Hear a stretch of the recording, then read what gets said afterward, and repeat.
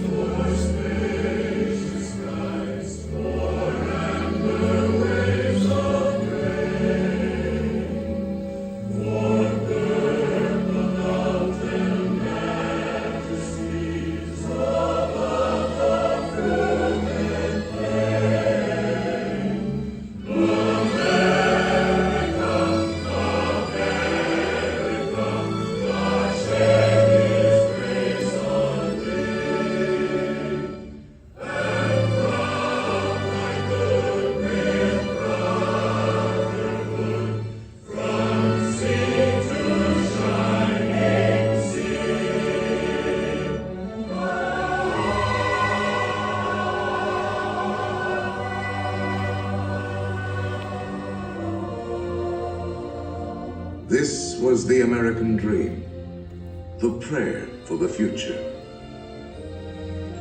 But that golden goal was not to be had without cost.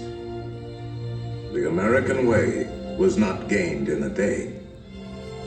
It was born in adversity, forged out of conflict, perfected and proven only after long experience and trial. In all of history, no man was dedicated to this dream more than the 16th President of these United States, Abraham Lincoln. Here in his own words is what he once wrote about himself. For at that time, very few people outside Illinois knew very much about this man from the prairie. I was born February 12th. 1809, in Hardin County, Kentucky. My father removed from Kentucky to what is now Spencer County, Indiana, in my 8th year. It was a wild region, with many bears and other wild animals still in the woods. There I grew up. I was large for my age, and had an axe put into my hands at once, and from that to my 23rd year, was almost constantly handling that most useful instrument. I think that the aggregate of all my schooling did not amount to 1 year. At 21, I came to Illinois. Thought of trying to study law. Rather thought I could not succeed at that without better education. I borrowed some law books, took them home, and went at it in good earnest. In 1854, the law profession had almost superseded the thought of politics in my mind, when the repeal of the Missouri Compromise aroused me as I had never been before. What I have done since then is pretty well known. If any personal description of me is thought desirable, it may be said I am in height, 6 feet 4 inches. Nearly. Lean in flesh, weighing on an average of 180 pounds, dark complexion, with coarse black hair and gray eyes, and no other marks or brands recollected. Yours very truly, A. Lincoln. Abraham Lincoln became president faced with the terrible threat of civil war, a thing he dreaded, yet a calamity he was prepared to meet if he must.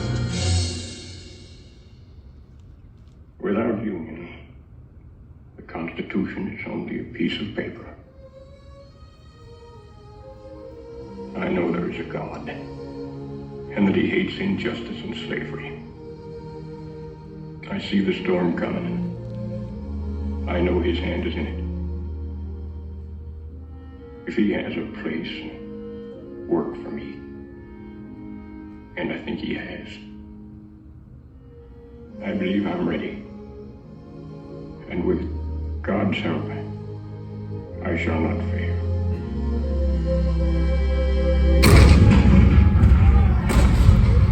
April 12, 1861, Fort Sumter. The cannon spoke for war. Civil war, violent, devastating. Now had come the reckoning, the supreme test that would decide whether a republic founded on liberty could survive the terrible strife of men's passions.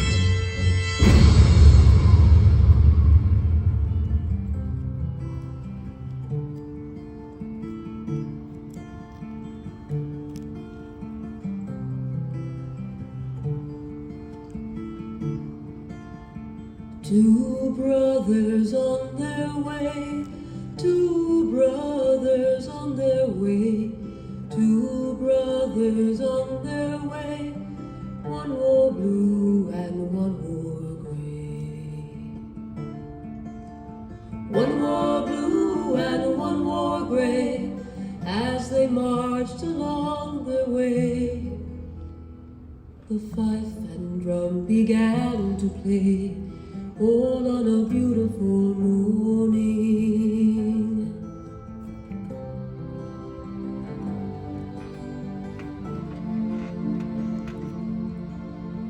One was gentle, one was kind.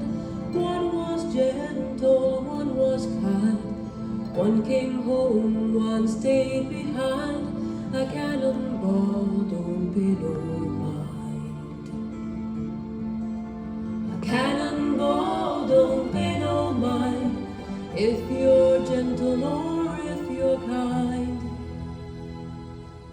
It don't think of the folks behind, all on a beautiful morning, all on a beautiful morning.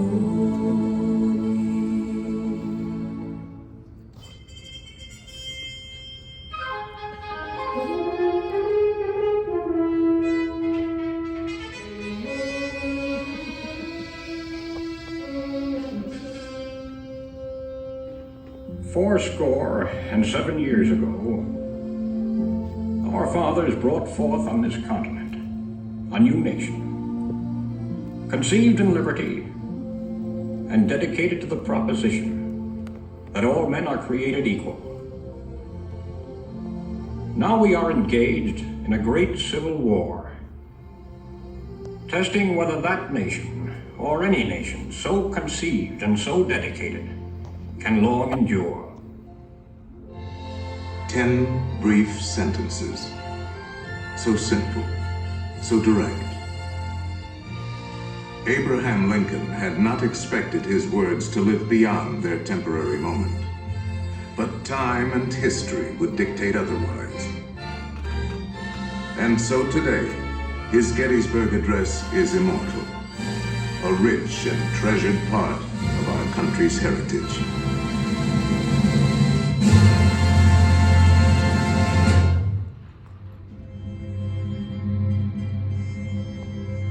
We pay tribute here not to a man who lived a century ago, but to an individual who lives today in the hearts of all freedom-loving people.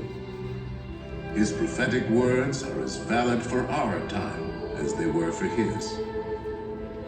And now, the skills of the sculptor and the talents of the artist will let us relive great moments with Mr. Lincoln.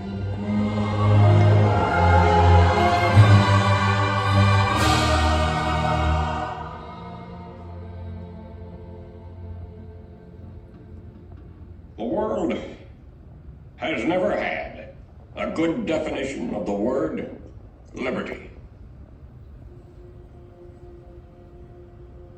And the American people just now are much in want of one. We all declare for liberty, but in using the same word, we do not all mean the same thing. What constitutes the bulwark of our liberty and independence? It is not our frowning battlements, our bristling sea coasts. These are not our reliance against tyranny.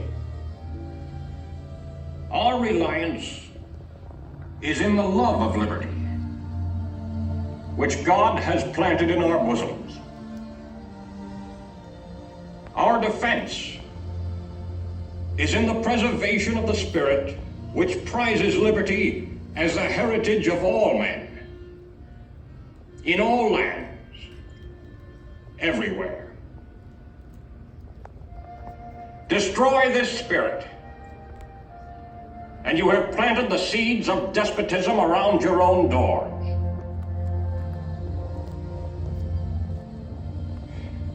At what point shall we expect the approach of danger? By what means shall we fortify against it? Shall we expect some transatlantic military giant to step the ocean and crush us with a blow? Never. All the armies of Europe, Asia, and Africa combined could not by force take a drink from the Ohio or make a track on the Blue Ridge in a trial of 1,000 years. At what point, then, is the approach of danger to be expected? I answer, if it ever reaches, it must spring from amongst us. It cannot come from abroad. If destruction be our lot, we ourselves must be its author and finisher. As a nation of free men, we must live through all times, or die by suicide. Neither let us be slandered from our duty by false accusations against us, nor frightened from it by the menaces of destruction to the government, nor of dungeons to ourselves. Let us have faith that right makes might. And in that faith, let us to the end dare to do our duty as we understand it.